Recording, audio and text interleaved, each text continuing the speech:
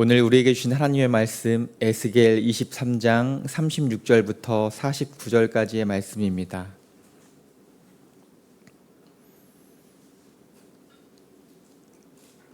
에스겔 23장 36절부터 49절까지의 말씀 제가 봉독해 드리겠습니다. 여호와께서 또 내게 이르시되 인자야, 내가 오홀라와 오홀리바를 심판하려느냐? 그러면 그 가증한 일을 그들에게 말하라. 그들이 행음하였으며 피를 손에 묻혔으며 또 그 우상과 행음하며 내게 낳아준 자식들을 우상을 위하여 화제로 살랐으며 이 외에도 그들이 내게 행한 것이 있나니 당일에 내 성소를 더럽히며 내 안식일을 범하였도다. 그들이 자녀를 죽여 그 우상에게 드린 그 날에 내 성소에 들어와서 더럽혔으되 그들이 내 성전 가운데에서 그렇게 행하였으며 또 사절을 먼 곳에 보내 사람을 불러오게 하고 그들이 오매 그들을 위하여 목욕하며 눈썹을 그리며 스스로 단장하고 화려한 자리에 앉아 앞에 상을 차리고 내 향과 기름을 그 위에 놓고 그 무리와 편히 짓거리고 즐겼으며 또 광야에서 잡류와 술 취한 사람을 청하여 오매 그들이 팔찌를 그 손목에 끼우고 아름다운 관을 그 머리에 씌웠도다. 내가 음행으로 쇠한 여인을 가리켜 말하노라. 그가 그래도 그들과 피차 행음하는도다. 그들이 그에게 나오기를 기생에게 나옴같이 음란한 여인 오홀라와 오홀리바에게 나왔은즉 의인이 간통한 여자들을 재판함같이 재판하며 피를 흘린 여인을 재판함같이 재판하리니 그들은 간통한 여자들이요 또 피가 그 손에 묻었음이라. 주 여호와께서 이같이 말씀하셨느니라. 그들에게 무리를 올려보내 그들이 공포와 약탈을 당하게 하라. 무리가 그들을 돌로 치며 칼로 죽이며 그 자녀도 죽이며 그 집들을 불사르리라. 이같이 내가 이 땅에서 음란을 그치게 한즉 모든 여인이 정신이 깨어 너희 음행을 본받지 아니하리라. 그들이 너희 음란으로 너희에게 보응한즉 너희가 모든 우상을 위하던 죄를 담당할지라. 내가 주 여호와인 줄을 너희가 알리라 하시니라. 아멘. 새벽을 깨우고 말씀과 기도의 자리로 나오신 성도님들을 환영하고 축복합니다. 오늘 에스겔 23장의 마지막 부분을 함께 읽었습니다. 에스겔 23장을 쭉 읽으시면 여러분 어떤 마음이 드시나요? 불편합니다. 23장의 내용도 그렇고요. 나오는 단어들을 보면 음행, 행음, 음란, 간통 이러한 단어들입니다. 이러한 단어들을 보고 있으면 불편합니다. 하나님께서 왜 이런 단어들을 반복하실까요? 여러분 이런 생각 안 해보셨나요? 그 이유는 이스라엘 백성들이 못 알아먹기 때문입니다. 하나님께서 이스라엘 백성들에게 충분히 말씀하셨습니다. 회개하고 돌아올 것을 충분히, 그것도 아주 고상하게 말씀하셨습니다. 그러나 하나님에 대한 두려움과 경외심이 사라진 그들에게 그 하나님의 말씀이, 고상한 말씀이 와닿지 않는 것이죠. 그래서 극약처병을 하셨습니다. 불편해 볼 수 있는 이런 선정적이고 자극적이고 눈이 번쩍 뜨일 만한 이야기를 하시는 겁니다. 하나님은 거룩하신 분이고 영적인 분이신데 왜 이런 저급한 이야기를 하시나? 우리가 저급합니다. 고상하게 말하면 사태의 심각성을 깨닫지 못하고 못 알아듣는 것이죠. 그래서 우리의 눈이 번쩍 뜨일 만한 수준으로 우리에게 맞춰서 말씀하시는 겁니다. 그러니 말씀을 읽으면서 아이고 참 하나님 남 부끄럽네요. 하나님 참 유별나시네요. 이렇게 생각할 것이 아니라 우리라고 하는 사람이 참 유별나구나. 어리석고 우둔하여서 이렇게 말씀하지 않으시면 깨닫지 못하는구나. 우리의 영적 상태를 돌아보아야 합니다. 그리고 또 한 가지 생각해 볼 것이 있는데요. 왜 행음을 이야기할까요? 여러분 행음이라고 하는 일이 남의 일이라고 하면 이것은 굉장한 가십거리가 됩니다. 그러나 이것이 나의 이야기라고 한다면 너무나 가슴 아픈 이야기이죠. 한 가정이 깨어져 나가는 너무나 슬픈 이야기입니다. 그래서 오늘 말씀을 읽으면서 깨달아야 할 것은 이 이야기를 하는 하나님의 마음이 얼마나 찢어지고 아프실까. 백성들을 향한 그 절규와 애끓는 하나님의 마음을 깨달아야 합니다. 오늘 본문은 오홀라와 오홀리바에 대한 마지막 부분입니다. 오홀라와 오홀리바는 각각 사마리아와 예루살렘을 상징하는데요. 이들은 음녀로서 하나님을 배신합니다. 하나님과 이스라엘은 영적인 부부 관계였지만 하나님의 보호와 은혜 가운데 살면서도 아수르와 동맹을 맺고 영적인 간음죄를 범하게 됩니다. 오늘 본문 37절부터 39절까지의 말씀을 제가 다시 한번 읽어드리겠습니다. 37절부터 39절입니다. 그들이 행음하였으며 피를 손에 묻혔으며 또 그 우상과 행음하며 내게 낳아준 자식들을 우상을 위하여 화제로 살랐으며 이외에도 그들이 내게 행한 것이 있나니 당일에 내 성소를 더럽히며 내 안식일을 범하였도다.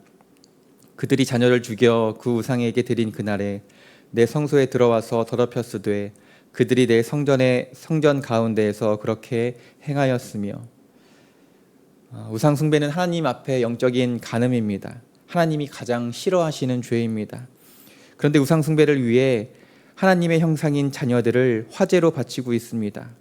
게다가 이방 제사를 저 구석에서 몰래 드리는 것도 아니고 하나님의 성전에서 드리고 있습니다. 여러분, 이 장면이 얼마나 충격적인지 모릅니다. 성소는 하나님의 집입니다. 하나님이 임재하시는 곳이죠. 하나님을 만나야 할 곳에서 버젓이 우상 숭배를 하고 있는 이스라엘 백성들입니다. 여러분, 이런 모습은요, 막장 드라마에서나 볼 수 있는 장면입니다. 그런데 안타깝게도 너무 오래 죄를 짓고 만연하여서 이제는 이런 죄를 지어도 아무런 거리낌이 없는 모습입니다. 우리 모두는 죄인입니다. 여러분, 죄인을 어떻게 정의하시나요? 우리가 원래는 순전하고 깨끗했는데 죄를 지었기 때문에 죄인이 된 것인가요? 그렇지 않습니다. 우리는 죄인이기 때문에 가만히 두면 죄를 질 수밖에 없는 그러한 존재입니다. 하나님의 능력의 손길이 우리를 붙잡아 주지 않으면 우리는 죄를 지을 수밖에 없는 악하고 연약한 존재입니다. 그런데 이스라엘 백성들이 하나님을 인정하지 않고 경홀히 여기고 있으니 그들에게는 죄를 제어할 능력이 없고 또한 죄의식도 전혀 없습니다. 그래서 우리는요, 하나님을 힘써 알아야 하는 것이죠. 호세아 6장에서 힘써 여호와를 알라 이렇게 말씀하신 것처럼 우리는 하나님을 아는 만큼 예배할 수 있고 하나님을 아는 만큼 하나님을 섬길 수 있습니다. 그러나 이스라엘 백성들은 하나님이 어떠한 마음을 가지고 계신지 전혀 관심도 없었고요, 또한 알지도 못했습니다. 40절부터 42절 말씀을 다시 한번 읽어드리겠습니다. 또 사절을 먼 곳에 보내 사람을 불러오게 하며 그들이 오매 그들을 위하여 목욕하며 눈썹을 그리며 스스로 단장하고 화려한 자리에 앉아 앞에 상을 차리고 내 향과 기름을 그 위에 놓고 그 무리와 편히 짓거리고 즐겼으며 또 광야에서 잡류와 술 취한 사람을 청하여 오매 그들이 팔찌를 그 손목에 끼우고 아름다운 관을 그 머리에 씌웠도다. 여러분, 40절 말씀을 읽어보시면 어떤 장면이 연상되시나요? 40절 말씀을 보면 이런 모습들은 아내가 사랑하는 남편을 맞이할 때 준비하는 모습입니다. 그런데 42절에 보니 잡류와 술 취한 사람들, 모든 사람들을 신랑처럼 맞이하고 있습니다. 그리고 그들이 채워주는 팔찌, 씌워주는 간을 쓰고 기뻐하고 있습니다. 그들의 유혹, 칭찬, 속임수에 넘어간 모습이죠. 저는 이 장면을 묵상하면서 불현듯 가스라이팅이라는 단어가 생각났습니다. 여러분, 가스라이팅 이런 단어를 한 번쯤 들어보셨을 것입니다. 이 가스라이팅의 정의는요, 이렇습니다. 어떤 사람의 심리 상태에 조작을 가해서 자기 자신을 믿지 못하고 상대방을 의존하게 하는 그런 심리적 학대를 말합니다. 원래 이 단어는요, 영화에서 유래한 단어인데 영화를 보면 재산을 목적으로 결혼한 남편이 등장합니다. 그러니까 집 2층에 집 2층에 보석을 훔치려고 하는데요. 그 보석을 찾으려면 이제 가스불을 밝혀야 합니다. 근데 예전에는 이 가스등이 여러 집에서 나누어 썼기 때문에 한 집에서 불을 밝히면 우리 집에 있는 그 불이 희미해지는 것이죠. 그때 아내가 이렇게 이야기합니다. 불이 좀 희미해지는 것 같다. 2층에서 무슨 소리가 들리는 것 같다. 이렇게 이야기하니 남편이 자신의 범행을 숨기기 위해서 네가 잘못 본 거야, 잘못 들은 거야, 네가 너무 예민해서 그래, 이렇게 이야기를 합니다. 결국 아내가 경험한 감각 상황들을 왜곡시켜서 아내가 자기 자신을 믿지 못하고 남편을 의존하게 만드는 그러한 모습을 그린 영화입니다. 여러분, 세상에서도요, 우리를 가스라이팅 한다는 것이죠. 세상의 소리와 세상의 문화, 세상의 가치관들이 얼마나 우리의 믿음을 흔들어 놓는지 모릅니다. 오늘 본문처럼 손목에 팔찌를 채워주고 머리에 아름다운 관을 씌워주면서 우리를 유혹합니다. 그리고 때론 우리를 조롱하죠. 네가 믿는 하나님이 무엇이냐? 하나님은 복 주시는 분인데 네 삶은 왜 그 모양이냐? 믿음은 몰상식한 것이다. 비이성적인 것이다. 무조건 믿어야 한다는 말처럼 어리석은 말이 어디 있느냐? 그래서 세상의 소리에 우리의 마음과 믿음이 흔들릴 때가 있습니다. 여러분, 우리가 왜 하나님의 임재를 사모하고 하나님의 은혜를 사모해야 할까요? 하나님의 임재로 충만한 사람은요, 세상의 것들로 나를 채울 필요가 없습니다.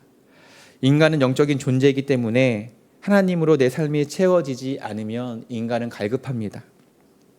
전도서 말씀에 보면 하나님께서 인간에게 영원을 사모하는 마음을 주셨다 이렇게 말씀하죠. 그러니 인간의 마음은 하나님께서 창조하실 때부터 세상의 유한한 것, 물질적인 것으로 채워지지 않게끔 우리를 창조하셨습니다. 우리의 심령이 하나님으로 채워지지 않고 헛헛한 사람은요, 그 공허한 것을 다른 것으로 채우려고 다른 먹잇감을 찾아다닙니다. 인간관계로, 물질로, 명예로 나의 내면을 채우려고 하는 것이죠. 그런데 안타까운 것은 그렇게 해도 우리의 내면이 채워지지 않는다는 것입니다. 우리의 마음은, 우리의 심령은 하나님이 채워주셔야 합니다. 그리고 하나님만이 채우실 수가 있습니다. 저 여러분이 하나님으로 우리의 심령을 가득 채워나가시기를 주님의 이름으로 축복합니다. 이어서 48절 말씀을 읽어드리겠습니다. 이같이 내가 이 땅에서 음란을 그치게 한즉 모든 여인이 정신이 깨어 너희 음행을 본받지 아니하리라. 너희의 음행을 본받지 아니하게 하겠다. 오늘 말씀의 결론입니다. 인간의 역사에서 가장 크게 배우는 교훈은요, 어쩌면 역사로부터 배우지 못한다고 하는 것입니다. 여러분, 역사는요 반복됩니다.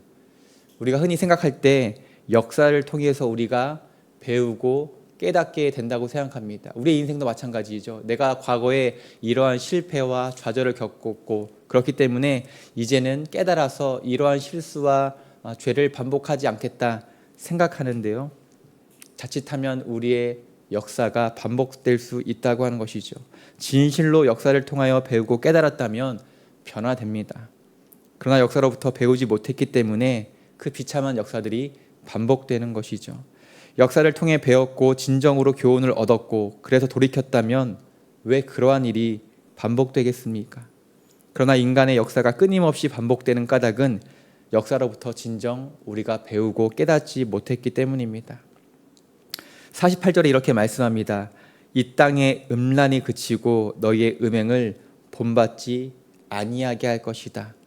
너희의 음행을 끊어내겠다. 이것이 하나님의 마음입니다. 일벌백계라는 말이 있습니다.